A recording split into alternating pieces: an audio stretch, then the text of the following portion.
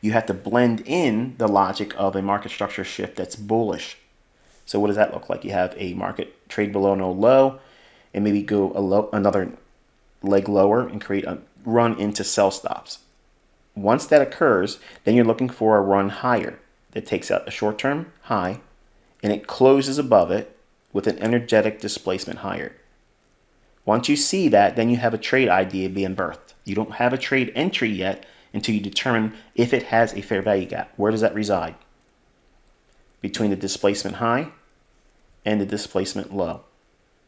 In between, right before the market structure is broken bullishly, and the low that ran into the sell stops, that is your range. This is exactly where you're looking for a fair value gap. So in that range, that's where your bullish fair value gap resides. If there isn't one there, you don't have a trade. Is that not specific and clear? It's perfectly illustrated.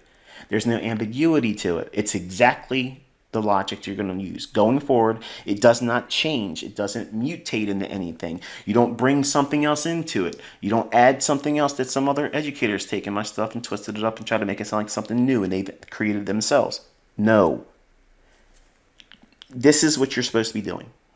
If you do anything other than this, you're not going to get the results you're looking for, and you're not going to find my ICT fair value gap.